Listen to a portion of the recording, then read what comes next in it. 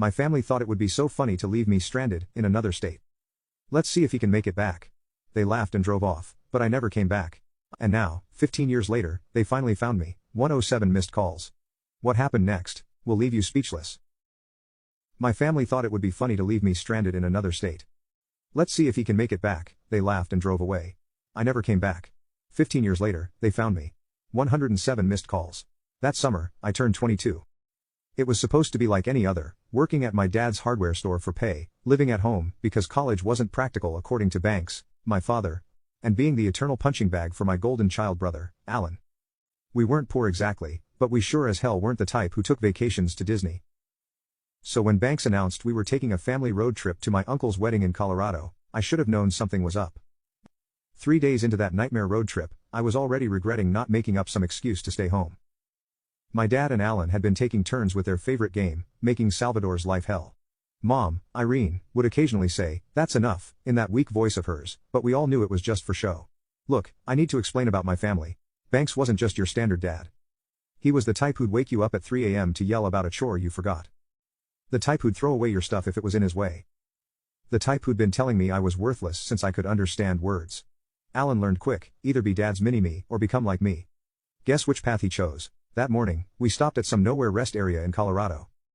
Middle of absolutely nothing for miles, just fields, mountains in the distance, and a sad little bathroom building with vending machines. I'd been sleeping in the back of our Suburban, and needed to stretch my legs, use the bathroom. Dad and Alan were laughing about something, while Mom was checking her makeup in the visor mirror. I remember exactly what I was wearing: faded Metallica t-shirt, jeans with a hole in one knee, and these beat-up Vans I'd had forever. I didn't take my phone because it was charging in the car. Didn't take my wallet because, why would I? We were in the middle of nowhere, and I was just taking a leak. 10 minutes, that's how long I was in that bathroom. Maybe less. When I walked out, squinting in the Colorado sunshine, the parking spot was empty. Our dark green Suburban was gone. At first, I thought they'd moved it. Playing some stupid prank. I walked around the entire rest area. Nothing. That's the thing about betrayal from your own blood, it hits different than any other kind. I waited an hour, sitting on the curb, telling myself they were just trying to scare me, and would be back. People came and went, a few giving me weird looks. A trucker asked if I was okay. I lied and said I was waiting for my girlfriend, who was in the bathroom. He nodded and left. After hour 2, I started to get that cold feeling in my gut. They weren't coming back. My first instinct was to borrow someone's phone. Call them, beg them to come get me. But as I was about to approach a mom with 2 kids, something stopped me. A lifetime of memories flashed through my head. Every humiliation, every time they'd laughed at my expense. Every joke that was really just cruelty with a punchline. I could almost hear them. Alan's voice: "Dude, I bet he's crying right now." My dad: "He'll figure it out if he's not as stupid as he looks." My mom's weak protest that didn't actually change anything. So I made a decision. I approached that mom and asked to use her phone. But I didn't call my family. I called information, and got the number for the nearest shelter in Grand Junction, about 40 miles away. Then I asked her if she could possibly give me a ride into town. Told her my family had an emergency, and had to leave, but were sending someone for me later. She hesitated, but I must have looked harmless enough because she agreed. That first night at the shelter was a reality check. I had nothing but the clothes on my back. No ID, no money, no contacts. The shelter guy, Dave, let me use their computer to look up my uncle's address from the wedding invitation I'd seen. I thought maybe I could get to the wedding, find my family there. But then I sat staring at the screen and thought, why? Why chase after people who literally abandoned me on the side of the road for laughs? Instead, I created a new email account. I looked up resources for people who needed emergency ID replacement. I googled jobs that paid cash. I made a plan. 2 days later, I was washing dishes at this little diner called Sonny's. The owner, Geraldine, was this 60-something woman with purple streaked gray hair and more tattoos than you'd expect. I'd wandered in, asked if they needed help, told her my wallet was stolen but I needed work. She sized me up and said, "Dishwasher quit yesterday. You steal from me, you're dead, start now." That's the thing about rock bottom, you can only go up from there. For a week, I worked doubles, slept at the shelter, wore donated clothes.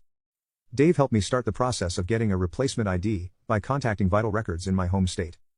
I set up a cheap pay-as-you-go phone from Walmart with the first cash I earned. 7 days after they abandoned me, my phone rang. Unknown number, I answered. It was my mother. Voice shaking. "Where are you?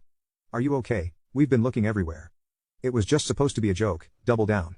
We waited down the road for 20 minutes, came back, and couldn't find you. Triple down. I listened to her panic, her fake concern. In the background, I could hear my dad. Tell him to stop being dramatic and get his ass to Uncle Rick's. I heard Alan laughing. "Salvador, are you there? Say something, we've been worried sick, that cold feeling in my gut was gone. Now there was just clarity. You wanted to see if I could make it on my own. I said, my voice steadier than it had ever been when talking to them. Watch me. I hung up, blocked the number. Then I blocked every family number I could remember. For good measure, I went into the Verizon store the next day, and changed my number completely. 27 missed calls before I changed that number. I imagined them getting more and more pissed when they realized their punching bag wasn't coming back to be punched. A month later, I had my own studio apartment above a laundromat. It was tiny and smelled like fabric softener all the time, but it was mine. I worked my way up to prep cook at Sonny's, and Geraldine was teaching me how to properly chop vegetables without losing a finger. Sometimes, I'd check my old email. The one my family knew. Messages piled up. From Mom, please come home, we're sorry. From Dad, this childish stunt needs to end now. From Alan, dude, it was just a joke. Stop being. Now you can watch the second part by pressing share and more.